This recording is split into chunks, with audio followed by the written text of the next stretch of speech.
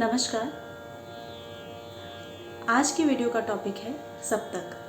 संगीत में सप्तक किसे कहते हैं और ये कितने प्रकार का होता है, इसको हम आज समझेंगे। लेकिन इस वीडियो को देखने से पहले आप मेरे पिछले वीडियो को ज़रूर देख लें, जिसमें मैंने बताया है कि स्वर क्या है, स्वर किसे कहते हैं और स्वर कितने प्रकार का होता है। क्योंकि हर टॉपिक इंटर रिलेटेड रहता है, जैसा कि मैंने पहले भी बताया है, हर टॉपिक इंटर रिलेटेड रहता है। हर आने वाला टॉपिक पिछले टॉपिक से रिलेटेड होता है। तो अगर हमें पहले वाला टॉपिक क्लियर नहीं होता तो हम अगला टॉपिक भी नहीं समझ पाते। तो आप पिछले वीडियोस को ज़रूर देखें। तो आज का टॉपिक है सप्तक। सप्तक किसे कहते हैं? 7 शुद्ध स्वरों के क्रमिक समुदाय को सप्तक कहा जाता है। 7 जो शुद्ध स्वर होते हैं, सा रे ग म प ध नी, इनके सिर्फ समुदाय को नहीं, इनके क्रमिक समुदाय को सप्तक कहा जाता है। मतलब क्रमिक से मतलब एक के बाद एक होने जरूरी है। तो सप्तक की रचना के लिए 7 शुद्ध स्वर एक के बाद एक क्रम से होना जरूरी है। सा के बाद रे के बाद ग, फिर म प ध नी, ऐसे एक के बाद एक क्रमिक रूप से ये कॉन्टिन्यूस ऐसे होने जरूरी है। तो एक सप्तक की रचना होती है। तो संगीत में 7 शुद्ध स्वरों के क्रमिक समूह को सप्तक कहा जाता है। सा रे ग म प ध नी, सा से लेके नी तक ये एक सप्तक होता है और नी के बाद दूसरा सा तार सा आ जाता है और तार सा से लेके फिर सा रे ग म प ध नी एक दूसरा सप्तक शुरू हो जाता है, जिसे हम तार सप्तक कहते हैं। इस तरह एक दूसरे से ऊंचे और एक दूसरे से नीचे कई सप्तकों की रचना हो सकती है। लेकिन हमारे संगीत शास्त्रकारों ने संगीत में सिर्फ 3 ही सप्तक माने हैं, क्योंकि एक साधारणतः एक इंसान की आवाज़, किसी गायक की आवाज़ सिर्फ 3 सप्तक तक ही इजीली जा सकती है। यानी कि आप इमेजिन करें कि मध्य सप्तक में अगर हम गा रहे हैं, उससे ऊपर तार सप्तक से अति तार सा और उससे ऊपर एक साधारणतः इंसान की आवाज़ नहीं जा पाती है। उसी तरह मंद्र सप्तक में जब हम जाते हैं, उससे अति मंद्र में बहुत कम लोगों की आवाज़ पहुंचती है। मतलब अगर हम नीचे के खरज के स्वरों में भी जाएंगे तो एक लिमिट तक की आवाज़ नीचे जाएगी, उसके बाद जाना मुश्किल हो जाएगा। तो इसी चीज़ को देखते हुए हमारे संगीत शास्त्रकारों ने सिर्फ 3 ही सप्तक माने हैं। ये 3 सप्तक हैं, मंद्र सप्तक, मध्य सप्तक और तार सप्तक। तो सप्तक के कितने प्रकार होते हैं? सप्तक के 3 प्रकार होते हैं, मंद्र सप्तक, मध्य सप्तक और तार सप्तक। सबसे पहले हम मध्य सप्तक को समझेंगे, क्योंकि साधारणतः ज़्यादातर गायन वादन में इसी सप्तक का ज़्यादा उपयोग किया जाता है। तो हम पहले इसे समझेंगे। मध्य सप्तक किसे कहते हैं? जिस सप्तक में साधारणतः ज़्यादा गाया बजाया जाता है, मतलब जिस सप्तक में जो सप्तक गायन वादन में ज़्यादातर उपयोग किया जाता है आजकल, उसको मध्य सप्तक कहते हैं। या इसे ऐसे भी समझा जा सकता है कि मध्य सप्तक, यानी कि इसके पहले मध्य शब्द जुड़ रहा है, मतलब बीच की आवाज़।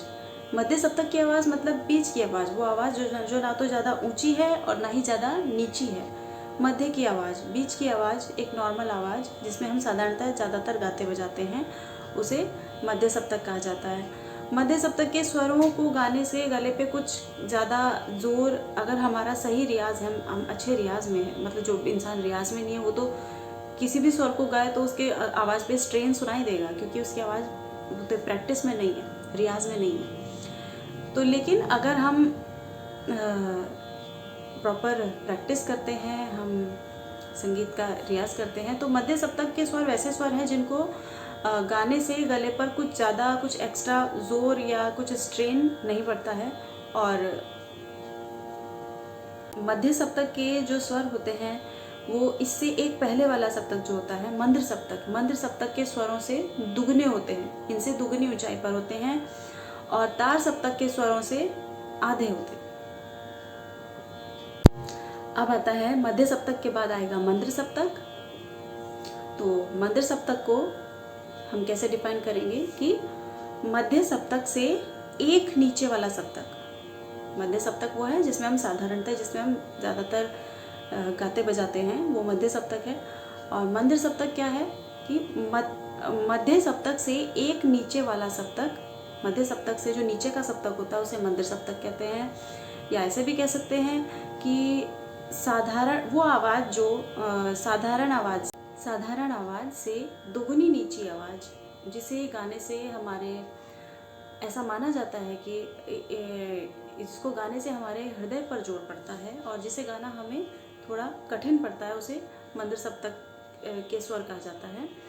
साधारण आवाज़ से दोगुनी नीची आवाज़, यानी कि साधारण आवाज़ तो हम कहते हैं मध्य सप्तक के स्वरों को, जिसे गाने से हमारे कंठ पर, हमारे हृदय पर कोई जोर नहीं पड़ता, जिसे गाने से हमें कोई एक्स्ट्रा स्ट्रेस नहीं पड़ता, जिसे हम इजीली गा सकते हैं, वो मध्य सप्तक के स्वर हैं। और वो आवाज़ जो मध्य सप्तक के स्वरों से दुगनी नीची होती है, और इसे गाने से हमारे हृदय पर जोर पड़ता है और कंठ पे भी, हमारे गले पर भी थोड़ा जोर पड़ता है, उसे मंद्र सप्तक के स्वर कहते हैं। और अब आता है तार सप्तक। तो वो सप्तक जिसके स्वर मध्य सप्तक के स्वरों के दुगने ऊंचे होते हैं, वो तार सप्तक कहलाता है। और तार सप्तक के स्वरों को गाने से हमारे मस्तिष्क पर और हमारे तालु पर, मुंह के अंदर जो तालु वाला पार्ट होता है उस पर और हमारे मस्तिष्क पे विशेष प्रभाव पड़ता है, जोर पड़ता है। लेकिन जब हम रेगुलर कंटिन्यूअस हम रियाज करते हैं तो इन स्वर को गाने में भी एक इजीनेस आ जाती है और किसी तरह का जोर नहीं पड़ता है। तो हमारे संगीत शास्त्रकारों ने, संगीत विद्वानों ने केवल ये 3 ही सप्तक इसलिए माने हैं क्योंकि एक साधारण मनुष्य का गला जो है वो 3 सप्तक तक ही गा पाता है, मंद्र, मध्य और तार सप्तक। और कुछ लोगों की आवाज़ तो तार सप्तक के जो अति तार सा है वहाँ तक भी नहीं पहुँचती, उससे नीचे म और प तक ही जा पाते हैं। और या फिर मंद्र सप्तक में मंद्र सा तक भी कुछ लोगों की आवाज़ नहीं पहुँच पाती, वो जो बहुत रियाजी लोग होते हैं उनकी ही पहुँच पाती है। तो साधारण इंसान इन 3 सप्तक तक ही गा सकता है, और कुछ लोगों की आवाज़ तो 3 सप्तक भी पूरे कवर नहीं कर पाती है। तो उस हिसाब से वैसे तो एक दूसरे से नीचे अति तार सा से ऊपर अति तार सप्तक, अति तार सप्तक, और मंद्र सप्तक से नीचे अति मंद्र सप्तक, और उससे नीचे का सप्तक भी, ऐसे एक दूसरे से ऊंचे नीचे कई सप्तक हो सकते हैं। लेकिन इंसान के थ्रोट की कैपेसिटी को देखते हुए सिर्फ ये 3 ही सप्तक भारतीय शास्त्रीय संगीत में माने गए हैं। और अधिकांश वाद्य यंत्रों में भी ये 3 सप्तक ही दिए जाते हैं। केवल कुछ ऐसे वाद्य यंत्र हैं जिनमें इन 3 सप्तक के अलावा कुछ स्वर नीचे के और कुछ स्वर ऊपर के एक्स्ट्रा स्वर ऐसे दिए जाते हैं। लेकिन ज़्यादातर वाद्य यंत्रों में 3 सप्तक ही होते हैं। केवल कुछ में ही इससे एक्स्ट्रा सप्तक के, मतलब ऊपर के या नीचे के कुछ थोड़े थोड़े स्वर दिए जाते हैं, वो भी पूरे नहीं दिए जाते।